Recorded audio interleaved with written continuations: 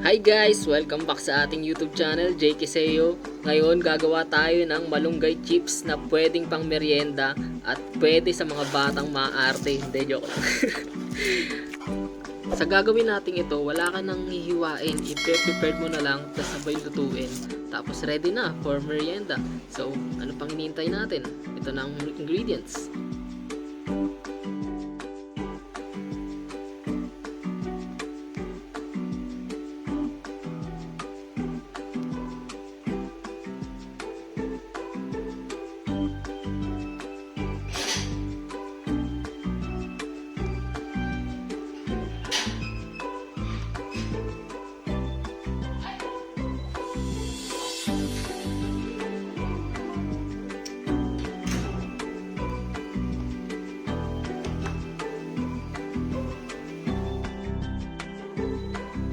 Unahin po natin ang dalawang itlog.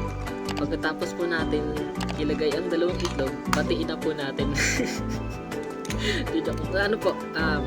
Tapos, ang sunod natin ay ang salt, pepper, at ang ating red pepper para sa flavor.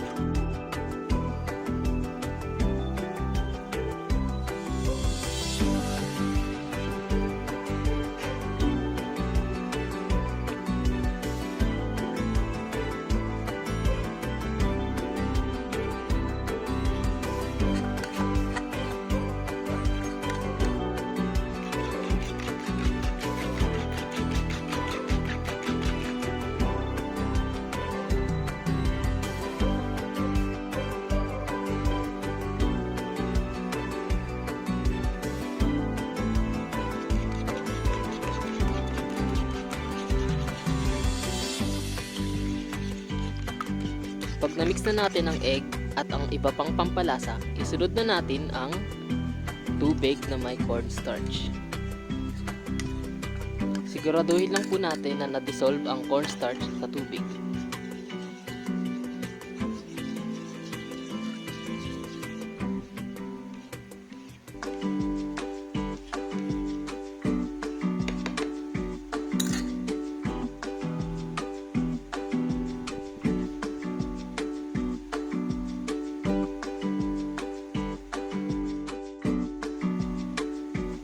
At sunod ang ating malunggay.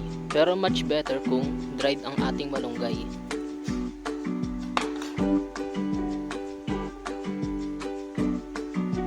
Haluin ng kaunti.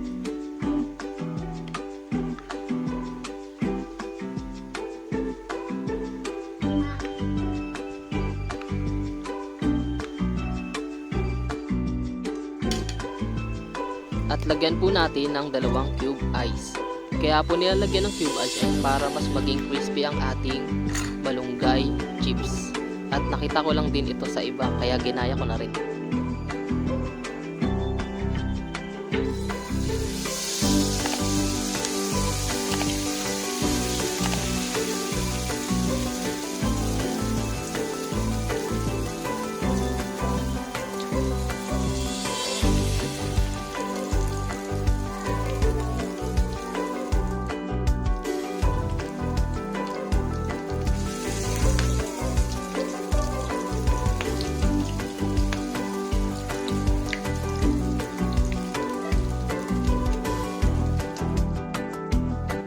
At ito na ang ating finished product.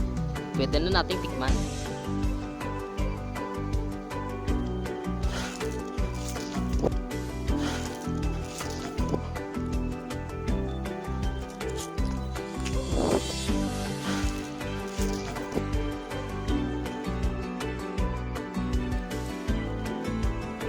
Ayan, nagustuhan mo ba?